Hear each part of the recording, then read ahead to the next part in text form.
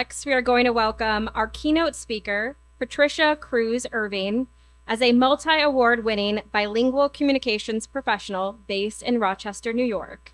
She began her career in Miami as a news writer, and for 13 years worked in television as a news writer and general assignment news reporter in the following cities: Binghamton, New York City, Rochester, and Buffalo.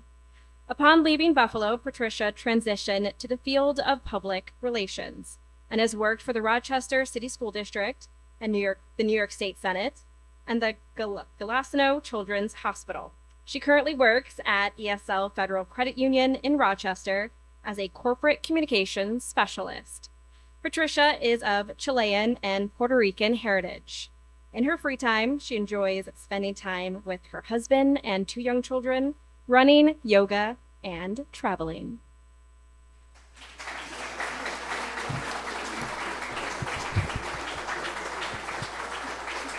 Hello. Can everybody hear me? It is so good to be back in Buffalo. You have no idea. When I used to work here at Channel 4 from 2008 to 2011, I absolutely loved being here. You welcomed me with open arms. You embraced me and you supported me every single day for those 3 years. And that is something that I will never, ever forget. Never. When I left Buffalo, I took a piece of Buffalo with me. Wherever I go and whoever I talk to, I always tell them how great Buffalo is. And they're like, really? I'm like, yeah.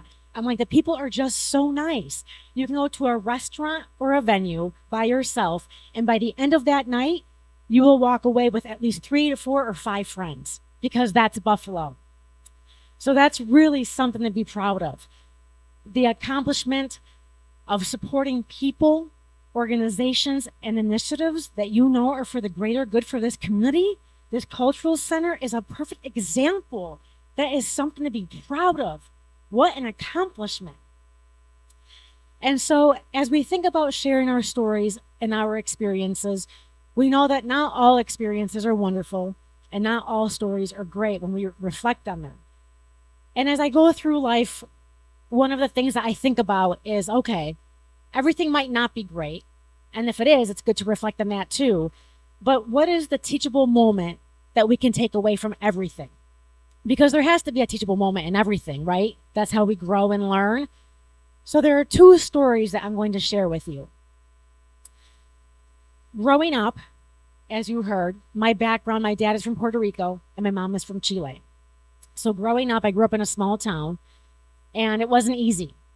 So I was the only Latina student in the school, and I came to find out years later and years ago that it didn't just happen in small towns, that it happened in bigger places too, in cities. So I'd go to school, and every day it was kids just saying, you Puerto Rican this, you Puerto Rican that, why don't you go back where you came from? They'd insult me, they'd call me names, and it was crushing. It crushed my spirit. I would go home every single day crying. Why did my parents have to be from somewhere else?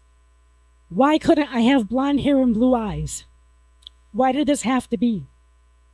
Every day, I would do that. To this day, almost 40 years later, as you can see, I think about that, and it still has an impact on me. But you know what?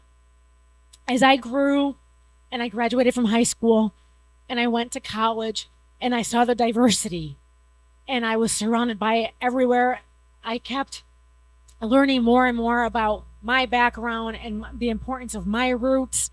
And I was like, wow, I am blessed.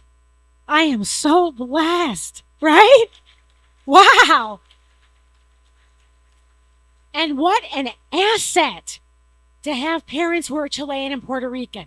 What an asset to be bilingual, fluent in English and Spanish. And, I went to college and, through careers and everything, being bilingual helped me get a job, many jobs. And it was just incredible. And I really just came to appreciate my roots and my mom and dad, who to this day are still the hardest working people that I know. My mom, for almost 40 years, worked in a factory doing a man's job every single day. She did that. And my dad would go to work, and for 40 years, not one day did he ever punch in late or call in sick. He was there every single day. Those are examples that are just incredible that I could never live up to, but I remember that and I appreciate it.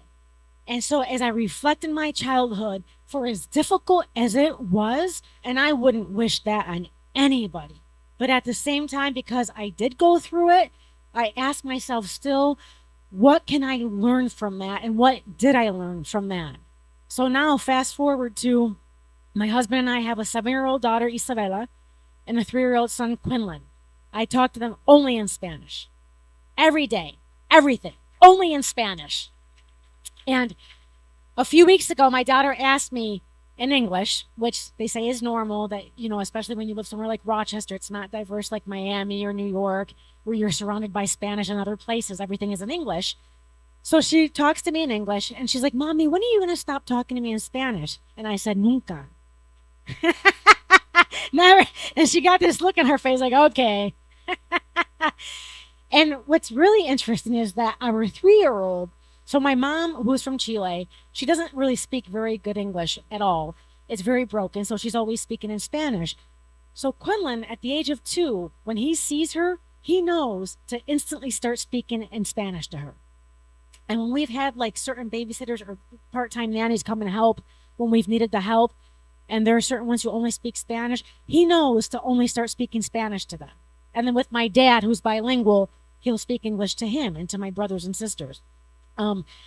So I'm teaching, and my husband, who happens to have blonde hair and blue eyes, but not the reason I married him because of the childhood trauma. And one thing I thought about, it's just a coincidence that he happens to, be a 6 feet tall, blonde hair and blue eyes. But he has been my biggest supporter. My biggest supporter. And when you go through difficult times, whether you're a child or growing up, you need someone like that, right? And so for my parents, I have had unconditional love. They have been absolutely amazing. And for my husband, the same thing. Unconditional love, and he has just been absolutely amazing. And he has always been supportive of us speaking to our children only in Spanish. From my end, he knows a little bit of Spanish, and so he tries. But one of the other things that we do is we go to Chile every year for 3 weeks so that we can spend time in that culture, because that's where my parents end up going. And so we go there and we spend time there so they can get to know our culture. They learn about our roots. And so that's one of the things that we do is the teachable moments in life are, what can you share with others? Whether it's yourself, family members, friends, people that you don't know. So that's one story I wanted to share with you.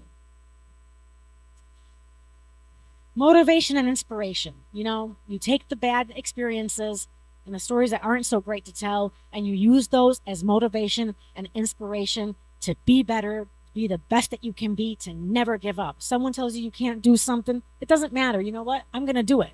And you do it. So the second story, several years ago, I used to work at this dual language human services agency in Rochester called the Ibero-American Action League as the Director of Communications and Development. And the year, I think it was 2015, and it was a big year because we were planning our 50th gala anniversary. So I know what it takes to plan something like this. So to everyone who planned this event, congratulations, you did a phenomenal job, and your work is appreciated. Because I know what it feels like to be behind an event like this.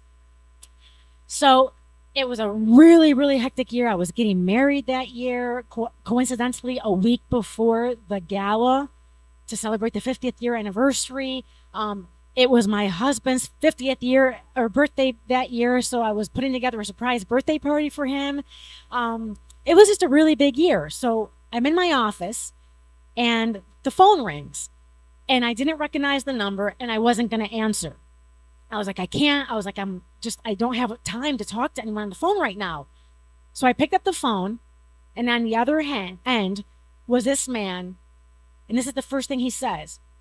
Why do all Puerto Ricans feel the need to wave their flag wherever they go? I was like, I shouldn't have answered. What did I do to myself? So in that moment, in my head, I was like, okay, I have a choice. I can hang up on him.